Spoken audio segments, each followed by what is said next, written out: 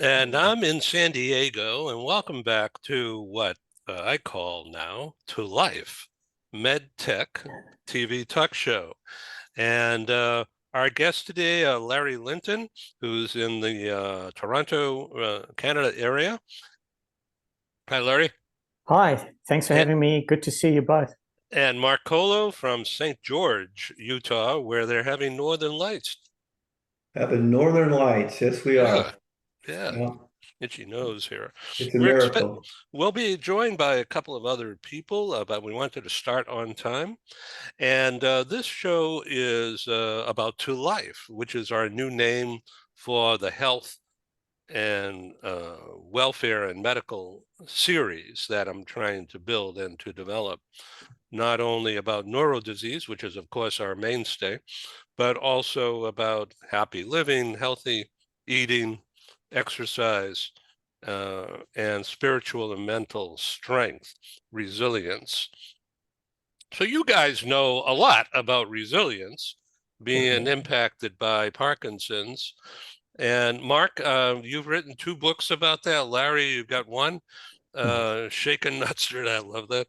And you play drums, and so the Parkinson's is the tremors and some shakes. So when you can control that, do you go harder on the drums? Do you break the drums, or? Well, the trick is not to break the drums. I mean, any drummer will tell you that. But it's certainly the physicality of drumming has helped me tremendously. And I think that's the topic of the conversation is living well with Parkinson's and to life. I love that because we've still got a life Thank to you. live with Parkinson's, and I've devoted I've been living with Parkinson's for the last 10 years, and exercise for me has become very important to deal with the physical symptoms. Well, it's mental then, right? Well, the symptoms of Parkinson's include both physical and non-physical.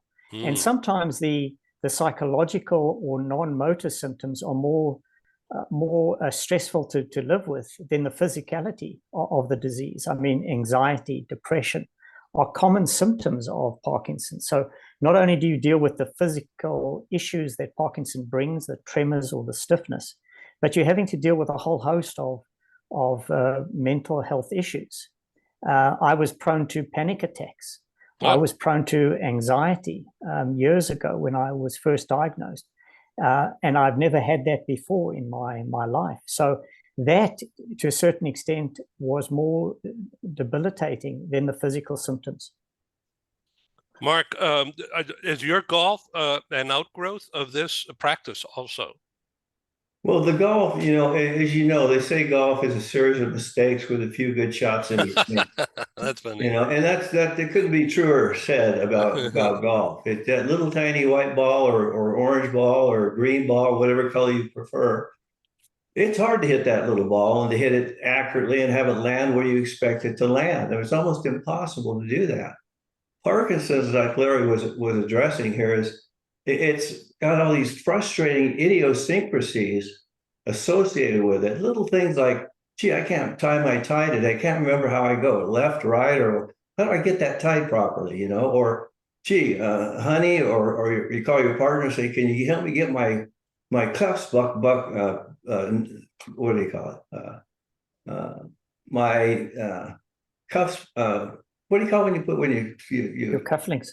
cufflinks? Okay, I get my cufflinks on. I can't seem to get them in through the hole, and your hand is shaking. Right. And there's not much you can do about the resting tremor. The thing that's fascinating to me about Parkinson's is that there's a thing called a resting tremor, which is probably the most recognized symptom of Parkinson's. I think most of the world, when they think of Parkinson's, they think of the tremor. But that's just a small fraction of what Parkinson's does. It literally infiltrates probably as many as 50 or 60 different symptoms and challenges and medical issues that you have absolutely no control over. I mean, zero control. And it always surprised me when I meet people that have these various illnesses and diseases and such. And I think about their plight. This is well before I was ever diagnosed. And I would think, boy, that looks really tough for that guy to be doing that, And you find out that of all these infiltrations, all these inroads that Parkinson's makes, it just pummels the body in all these various different places and areas. And the bottom line is you have little to no control over that tremor. You really don't. You can't do anything to change it. And another idiosyncrasy, Ed, is when you try to change it, it gets worse. It intensifies.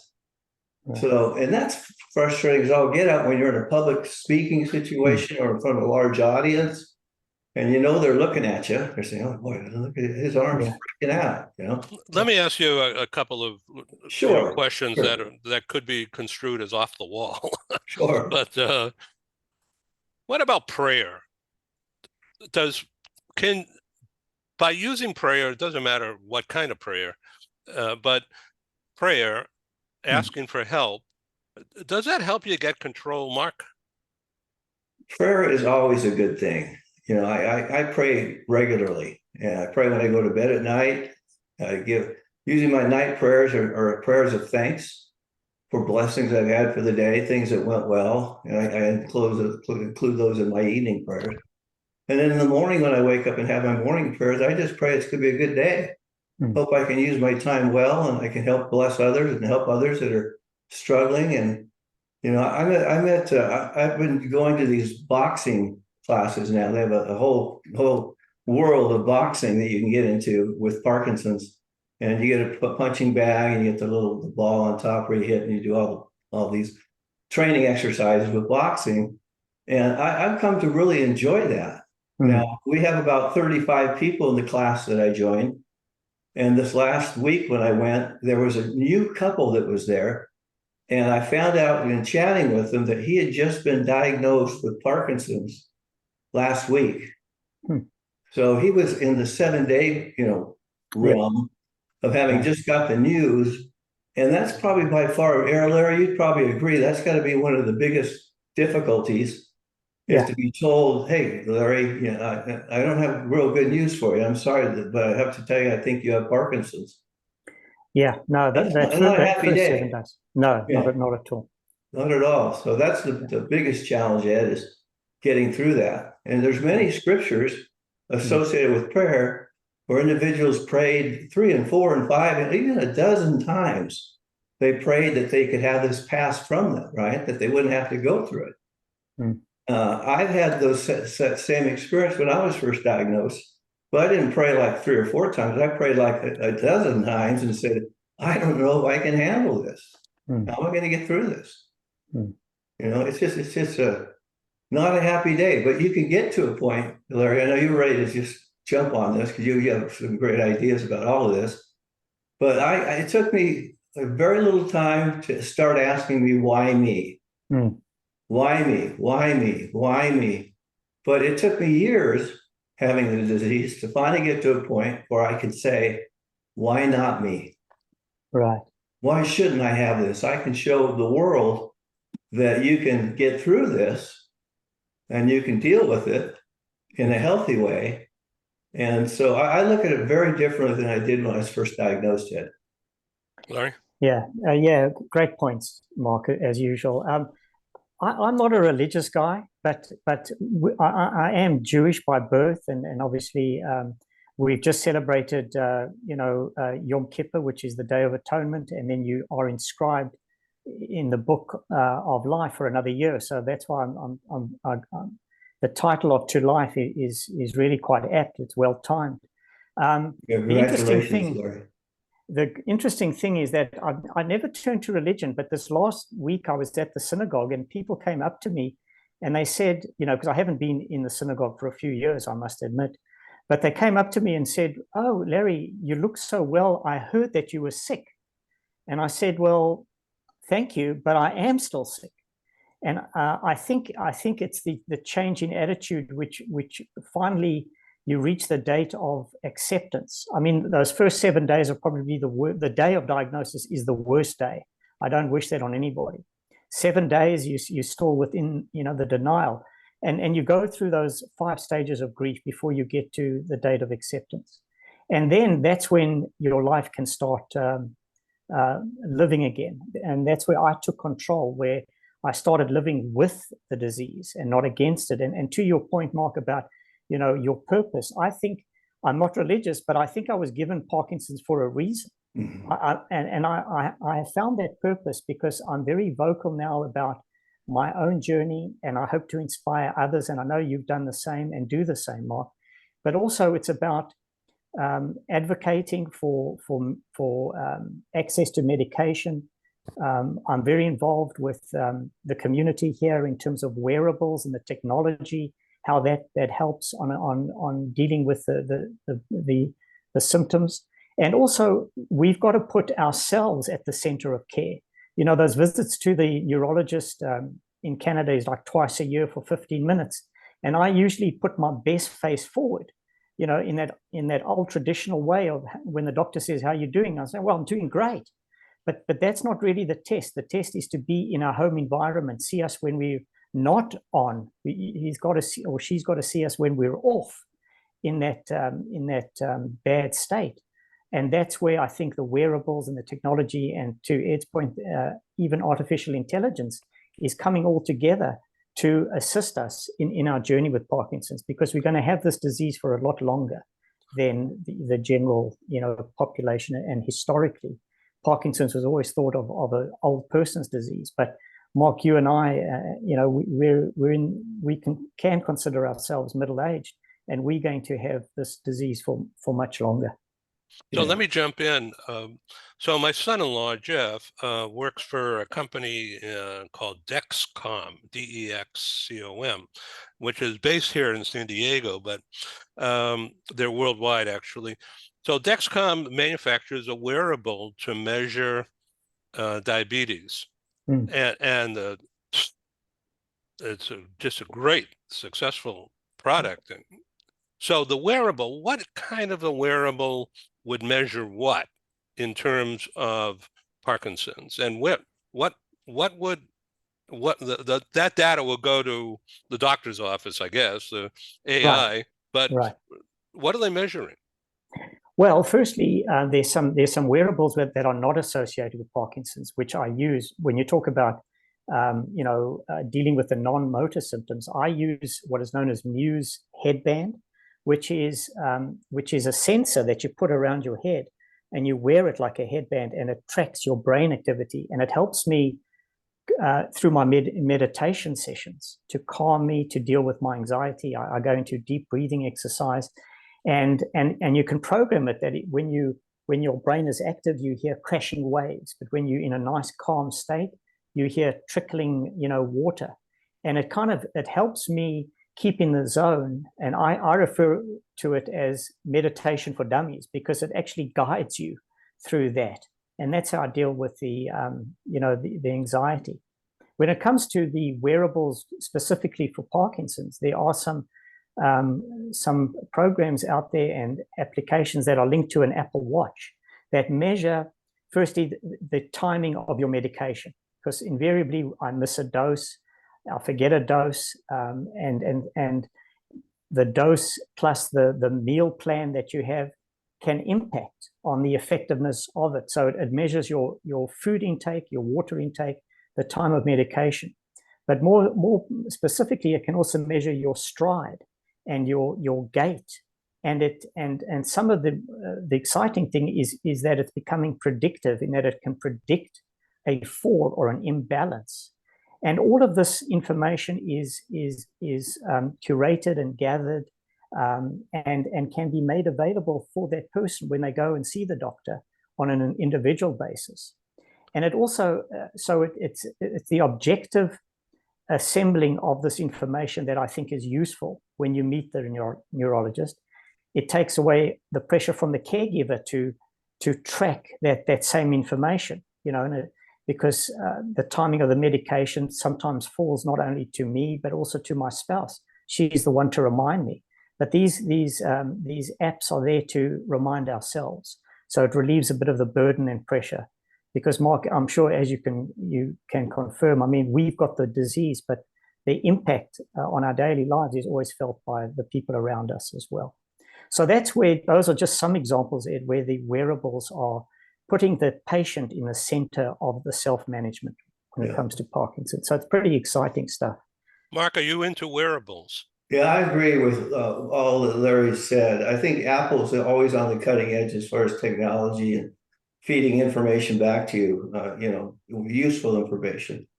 I went and looked out at Costco recently to see how much their watches were. It wasn't cheap, but they certainly had some nice bells and whistles. I have a watch here, and I went the cheaper route on this watch. I don't know if you can see it. Can you see it? Yeah. It's called the CP20. It's a tactical watch like the military might use.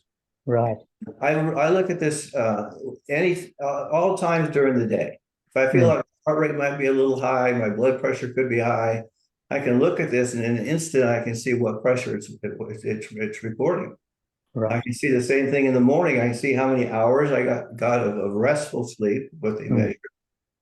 And I'm always thrilled if I can get more than 7 hours restful sleep. I mean, that's almost a small miracle. 7 hours is tremendous. That's a good night's sleep in my world. Oh yeah. So I look at that. I also look at other statistics from the watch, but this one was $50. I mean, right. $50 is not too bad for a high-tech watch. Right. And again, I use it every day and every night just to see where I'm at, how I'm trending. One of the big things, besides the tremor, the two other big challenges for me as far as my symptoms go is alignment is one. From my very day of diagnosis, I was starting to have problems with my alignment, and my back would go out religiously every year. And I had a chiropractor one day tell me, "Do you know your right leg is shorter than your left?" And I said, "No, I didn't know that." I said, "Is that important?" Well, sure. He started explaining the reasons why it was important. As I look back at it now, I can see that could have been a symptom as a diagnosis symptom to help my incoming, specialist learn about some of my background with that. So I'm very cautious how I go to bed at night, how many pillows I use, where do I place them to help address that alignment. Right. And then the other thing is REM state. Your REM state is oftentimes all jacked up. I'll be in the middle of a night of nice restful sleep, and all of a sudden I'll get what I call a night tremor. Right. And tremor will kick up during the night, and you can't sleep when you have a tremor going off. Right. Found a way to adapt to it. My whole big saying these days is adaptability proliferates possibilities. So you got to learn to adapt with each of these challenges. But I'll put my hand that shakes underneath my pillow. My head's on top of it now. So I've got it literally pinned to the mattress. And if I can wait that out, usually I'll get a little more rested again, then I'll be able to fall back asleep again. But it's always, you never know what you're going to get sleep-wise when it's the pillow. This whole challenge is about adaptability, because it, as you said earlier, it changes your whole life. It changes everything about you. But the resilience comes from being adaptable in those circumstances. And what I've taught myself to do, it took years, but what I've taught myself to do is focus on the things that I can still do, as opposed to ruminating and beating myself up on the things that I can no longer do. That's so true. So I mean, this last summer, I was very physically active, and I trained to do a 100-kilometer bike ride. Now, that's the furthest that I've ever ridden with Parkinson's. I then transitioned after the bike ride into running, and I'm due to run I think my 4th half marathon next week. That's 12 miles. That's amazing. A day before my 60th birthday. I'm giving myself a early birthday present. If I'm still alive at 60, fantastic, because I would have just finished a half marathon the day before. And in fact, the doctor, my neurologist, was so impressed that he's reduced my medication to a certain extent. Good. My levodopa has come down.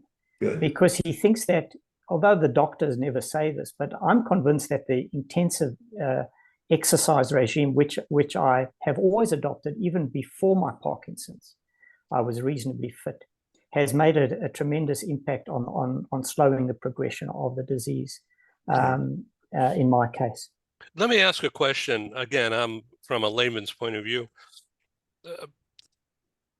Would lifting weights be counterproductive to the tremor, or would it help override it somehow? Mark, I've got Well, my yeah, thoughts. okay. What do you think? I'll take it.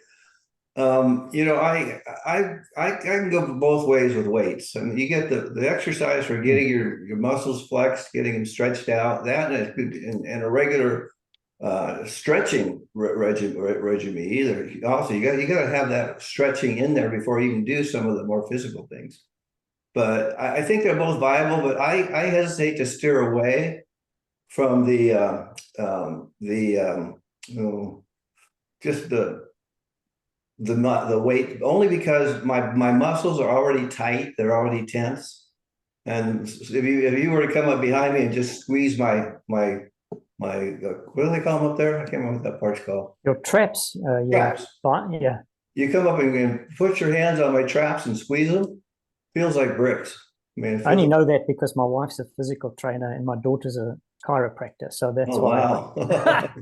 Good to have them around, Larry. Yeah, Well, perfect. I'm their worst customer, I can assure you.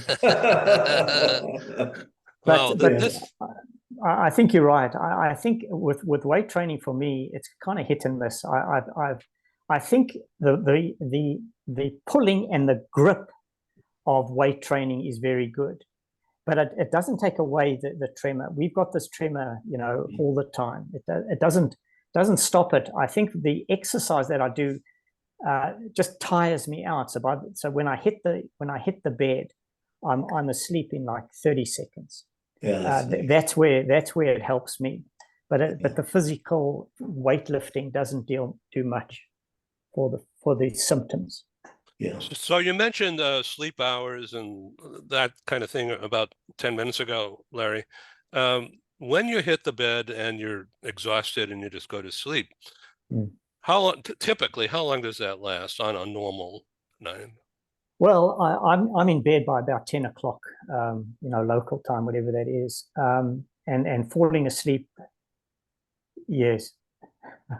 I'm 1 hour off of you, Larry. Later or earlier?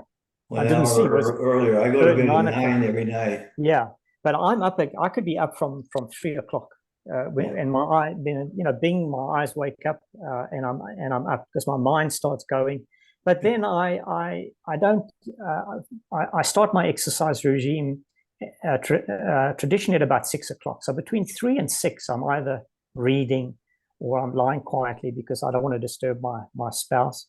But by 6 o'clock, I'm taking my meds. I'm waiting for them to kick in. I have, I'm maybe stiff when I immediately wake up. It takes about an hour. And then I can actually feel a sort of a surge. Maybe it's just inbred, but I feel a surge of sort of energy. And I do my only 15 minutes of this meditation before I hit my exercise regime. And then the day is full. I'm still, working and I'm busy during the day, but by 8, 9 o'clock, 10 o'clock, it's time to wind down. Yeah. You know what's interesting too, Ed, at least in my situation, I think that with Parkinson's, as well as Larry can attest, it's different for every person. I mean, the way it affects one person is not quite the way it affects the other person. So it's hard to be apples to apples. But I will say that there's some nights where when I go to bed, I'm pretty exhausted, pretty tired. But if I feel any aches and pains anywhere on my body, I take a moment to get out of bed and try and stretch them out. Because I get these little trigger points all throughout my body. And if I could just get that worked on a little bit, I invested in one of those massage chairs. Yes. So I've got one of those. I'll sit in there and do like an hour little run. No, not an hour, but probably about 10 or 15 minutes, I guess. Yeah. I just run through a circuit and that seems to help when I go to bed. If I've done something like 18 holes of golf and I've swam, like 20 laps during the day as well, and I've gone out, ridden my bike, who knows how far. If I do multiple things, you'd think you'd be so exhausted when you hit the pillow, you're out like that. It usually acts just the opposite with me. Right. So I can't fall asleep hardly at all because my body is so jacked up. It's already under all the stress. So there's certain things that, like as Larry has mentioned already, you get these regimens, you do these things regularly, and you learn what works for you. You learn what you have to adapt to, to make it feel comfortable. You know, sure, Larry's got lots of tricks in his bag, I'm sure, how to do that. So when you run these half marathons or 5Ks, or is it, and you can redirect me if you don't like what I'm saying, but are you do you feel an attack coming on or a surge while you're running? No, I in my case, I don't have definite on and off periods linked to the medication. I'm either on or I'm off. And my off day could be the whole day where I'm stiff and slow, and it's like walking through water, not swimming through water, but trying to walk through water. And those are my worst days. But when I'm fluid, when I do have that surge and I go for that run, I'm physical. I mean, I'm running, and my time. I'm trying to chase the time of my first half marathon, which was 2 hours. I don't know if I'll get there, but that's my goal. But what I've adopted a new thing to my routine is a cold water plunge afterwards. I've done some research on that as well. And I've got a small plunge pool, cheap entry model, plastic. Just fill it with cold water, get in there for 5 minutes with a 3 degrees Celsius, and sit in there. And I tell you something, that for me gives me a natural dopamine hit that makes me feel tremendous. And I know that it may be not for everybody, but in my case, it's certainly an important part of my exercise regime that I've adopted this last year. So 3 degrees Celsius, that's like 40 Fahrenheit or something, Yes, right? yes, it's pretty cold. But That's wow. I trained myself in the shower, and then I got this cold plunge. But I tell you something, the funny thing is, you think that it is cold getting in, no question about it. But when you sit quietly and calmly and you focus on your breathing, you actually feel your body warming up in that cold water. And when my body reacts to that and starts getting cold, then I know it's time to get out. And that could be about 5 minutes. But it's the reactive, whatever it is, it seems to help me in making me push through the day with good mobility. So I really appreciate this information. And of course, the recording of this will go out to people US-wide, Canada-wide, worldwide. And it's really going to be information for people who probably don't know anything about Parkinson's. So you guys are proof positive that life goes on. Yeah, absolutely. And I know that, Mark, you're doing tremendous work in the States with the support around the diagnosis. I mean, the day of diagnosis is the worst day. And I was diagnosed at 49, middle of my career, with a mortgage, with a job and career. And I had no support. And I know that what you are doing is important work, because not only do we have to deal with the diagnosis and the physicality of it, but all those issues of finance, of relationship, about how I'm going to live and cope in this new world, there is a great gap, and you filling that gap with the support that you're doing through your charitable organization in the US. And well done for that. Thank you, Larry. Yeah, it's, I think to speak to your other point about how it's such a bad day when you get that diagnosis, I think I love doing these shows because it gets the word out to people to give us some insights what this is all about, most people don't know, they know little to nothing about Parkinson's, but it's so devastating on the person that gets the news. That couple I saw last week, I've never seen a woman with sheer grief on her face. She walked into the room to do some exercising. Her husband, young-looking husband, it was early onset, I'm sure. If you get it before age 50, like Larry and I have, it's early onset. I mean, it came a little bit sooner than it should have. And he walked in, he seemed fairly calm. Hey, Howard. He seemed fairly calm, but a little bit out of touch when he walked in. But it had to have been either a spouse or just, a close friend. She looked like she was a wreck. I mean, had this horrible look in her face. She looked as though her life was ending here any day now. She just took so hard the news.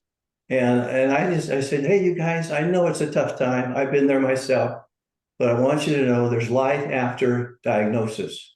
Right. And you can still do a lot of things effectively and still enjoy a lot of things and you have a relatively good life, although you got this little visitor who's with you, following you all the way along. So, but I felt my heart went out to her, Ed. I wish there was something I could say that was just right that would have had her seem a little bit more positive. Hello, Howard. Welcome. Thank you for you. coming. I know you're running fast. So we're going to need to end this at about 5 minutes before the hour, but there's plenty of time to hear from you. We've been talking extemporaneously about Parkinson's and how it's impacting life and how these two guys are dealing with it on a very positive way, from being physical, sports, activity, planning, prayer, diet. And I've just been listening and being a talk show host here. So welcome, Dr. Howard Federoff. And have you had a good day today? Yeah, today's been an interesting day. I just got off a call with, we have a California Institute of Regenerative Medicine grant. And one of my colleagues has been doing amazing work thinking about how do we evolve the stem cell transplant to make it even more beneficial. So we shared that idea with the CERN folks, and I think it would be fair to say that one of the people said, "Well, in the first sentence you had me," and then we presented the whole thing, and now we just have to figure out, does it fit into one of their sort of administrative mechanisms, or will we have to seek funding in some other way? But it was a great conversation. Let me ask you a question, if I may, about, relative to the Nobel Prize being awarded to Dr. Weissman and the lady, I can't remember her name, about all the time and effort they put into developing the vaccines, the molecules, making the molecules do some things, and trying to figure it out. And they, of course, succeeded. I loved all the vaccines. I'm fully vaxxed. So it's worked for me.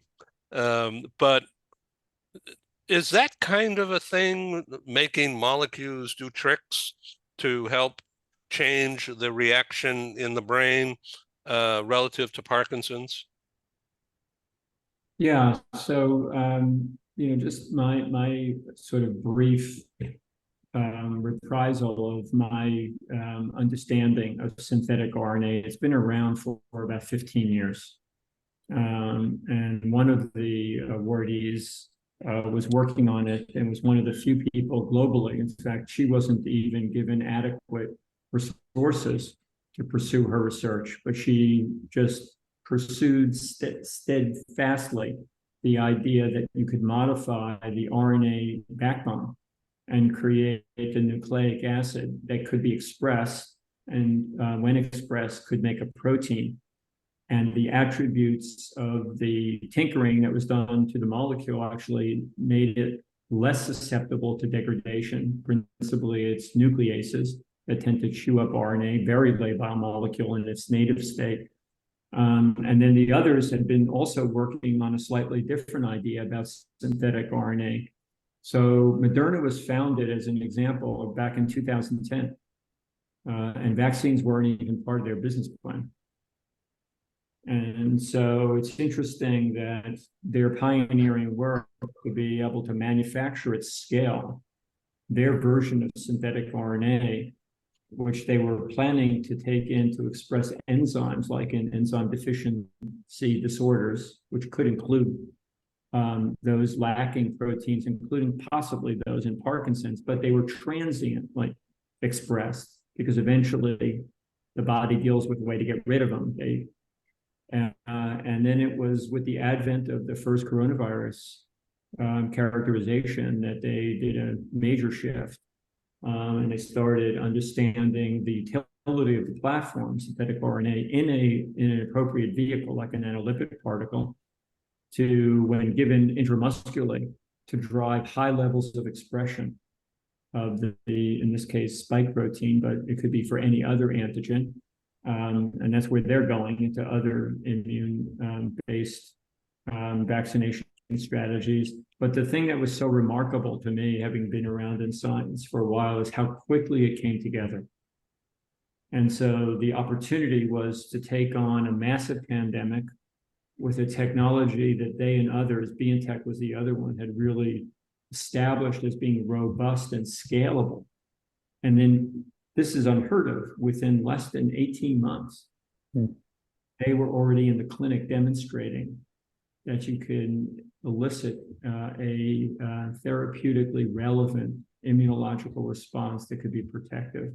That's just staggering. And so in Parkinson's, back to your question, Ed, I think, many of us have been involved in putting different things into devices to deliver to the brain.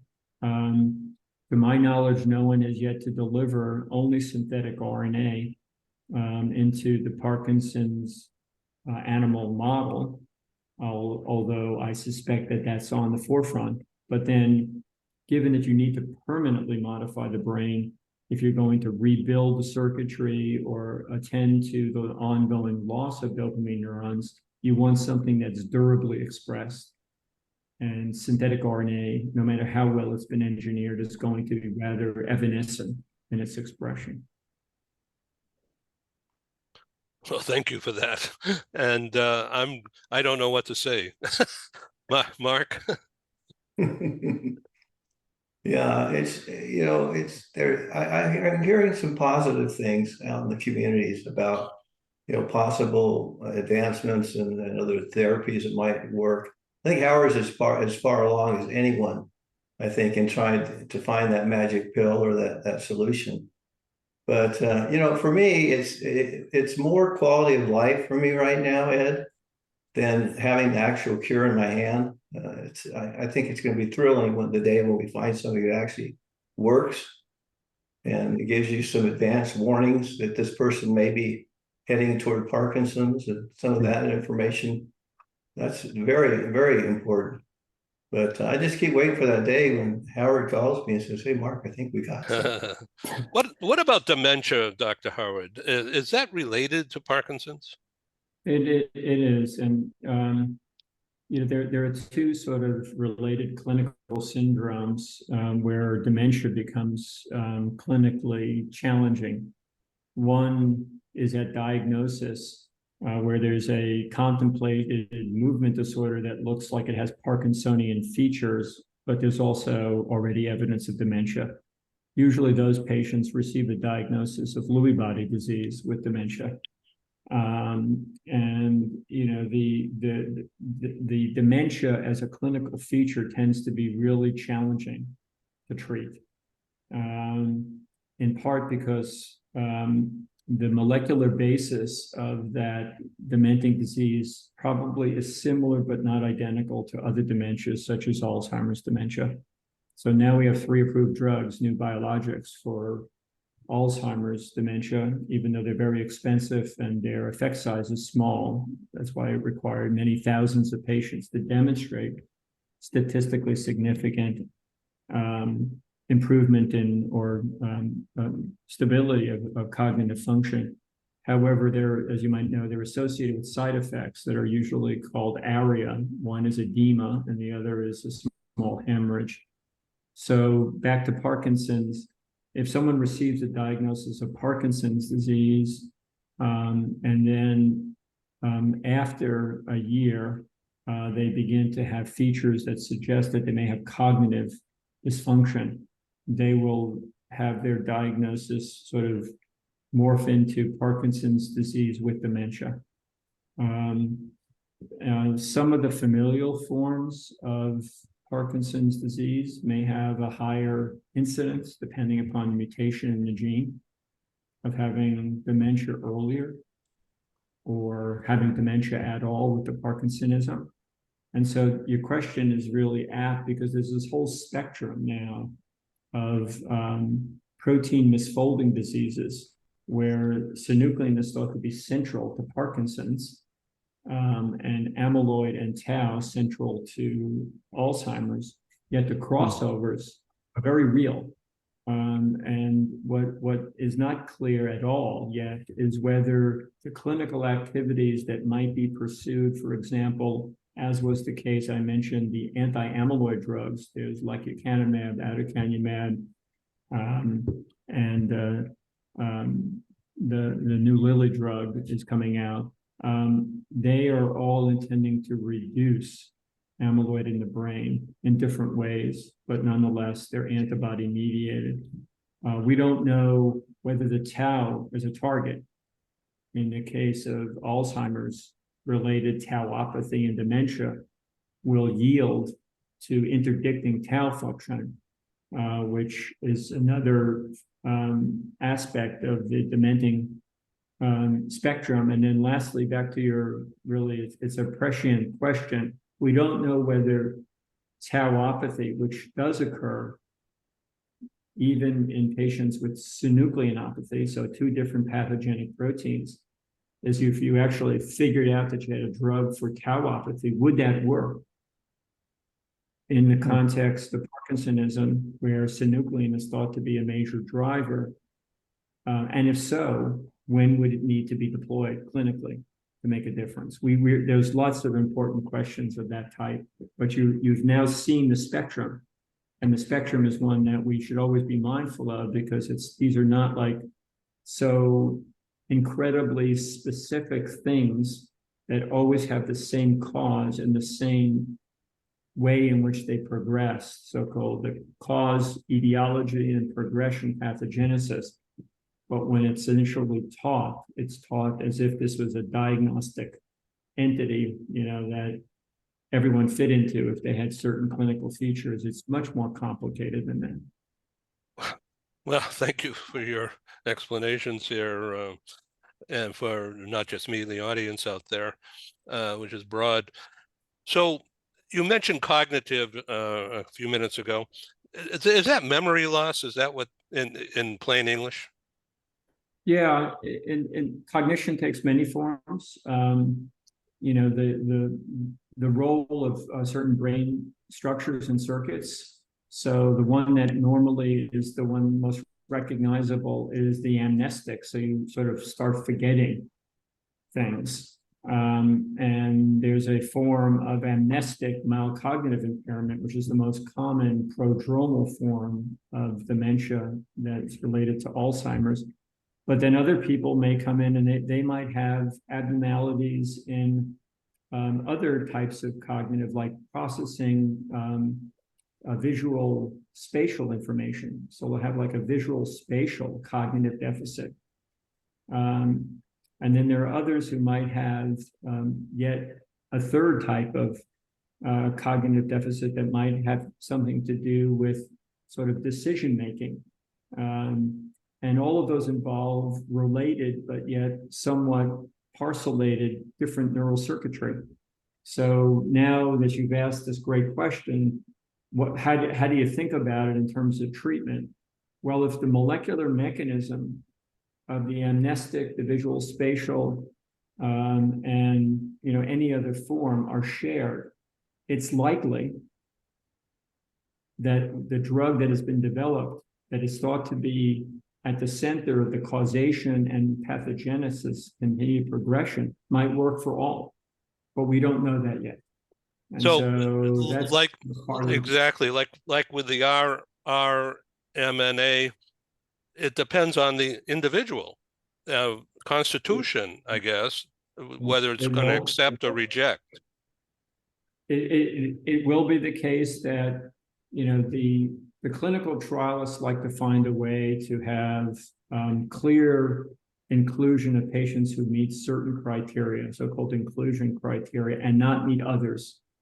So one could even contemplate that if one was concerned about certain forms of cognitive loss, that you would want to make certain that the drug selected to test whether it alters cognitive dysfunction and its progression is thought to be central to the mechanism that causes that in the beginning. Otherwise, it'll be very challenging to demonstrate a benefit or not a benefit unless you really know that the drug is on target and it works to actually affect the circuitry that's causing the cognitive dysfunction. I need to ask a question, and you can redirect immediately if you think it's not worthy. Believe me. If someone is not an alcoholic but drinks wine or something, and they have early stage cognitive decline, the alcohol would impact that, wouldn't it? So I think the issue of what might be very modest ingestion of alcohol, and whether it's contributory or whether it's non-contributory, I think that very modest ingestion of alcohol is not likely to be accelerating any of the underlying mechanisms that have caused, whether it's vascular dementia, frontal temporal dementia, Lewy body dementia, Alzheimer's dementia. However, when you start to push alcohol levels high, alcohol, because of its CNS effects, basically at very high levels can be damaging. And so in that regard, I think it would be fair to say that many would recommend alcohol avoidance or very rare alcohol ingestion at levels that probably would be even lower than when you talk about, and there's been a lot spoken about in terms of red wine and resveratrol and a whole category of what are called sirtuins or flavonols as being protective.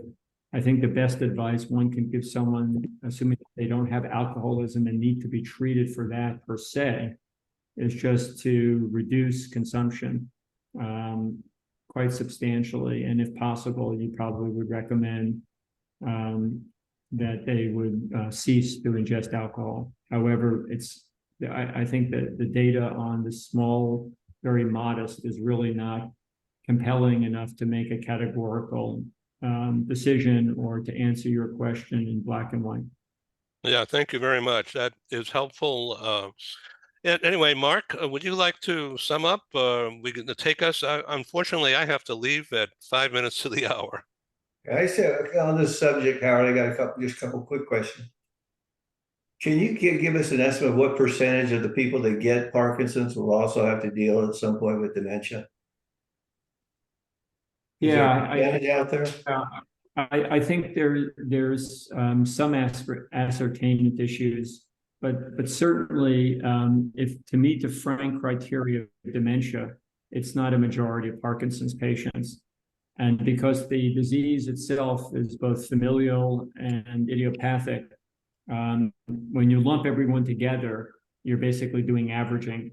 And so it may be the case, for example, there's a fair amount that's been written about GBA as a cause, mutations. One allele has mutations. Those patients tend to have, depending on the mutation, earlier cognitive decline. But net, when you aggregate everyone, it's not going to be a majority. Okay. And what about, I've heard about depression. I've heard that most Parkinson's patients, or maybe at least half of them, will be challenged by major depression at some point. Is that a fair statement? Yeah, that's true. I don't know whether they would meet criteria for clinical major depression, but certainly depression, as the disease progresses, it becomes increasingly more recognizable.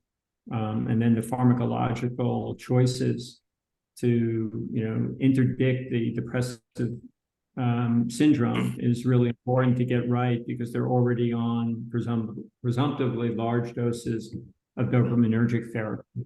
So it's a pharmacological complexity that has to be confronted clinically, but the major depression is really something that needs to be taken very seriously if it does present. Okay, one last question. This is probably part of my own personal situation, so forgive me for that. But there's days I go by and I just don't even think about taking my meds. And I don't know if that's a subconscious, I don't want to take that med, maybe there's some term for that. But, I'll get back on track eventually, but there are some moments in time where I forgot to take my meds. And I was at 32 pills at one time from my specialist. So that's... Is that a decision that you make volitionally? No, it's not. It's just subconsciously, it happens. So yeah, I don't know what to say with regard to the generalization of that from what you've experienced to that of others, but I have a strong impression that when people have received a diagnosis that's progressive and is life altering, the escalation of medication that is recommended and prescribed tends to grow rather dramatically. And it's challenging to put that all together into a lifestyle where one is trying to balance quality of life, this big number of pills that have to be taken, not just once a day, but often multiple times a day. And most importantly, some of them have, as you well know, they have different, as you get into this whole issue of dyskinesias, whether they're peak dose dyskinesias or diphasic dyskinesias, managing all of that is really challenging for the patient. And so it doesn't surprise me that at some point in time, whether it's subconscious or there's other sort of sub rosa issues that have caused the individual to decide, well, today I'm not going to take my morning doses. Yeah. You're not the only person I've heard that from. Okay. Larry? Yeah, I just wanted to say I always learn so much, Howard, when you're on. And if I had to do a cognitive test, I think I'll improve my score immediately after listening to you. And I just wanted to say, I'm a simple guy.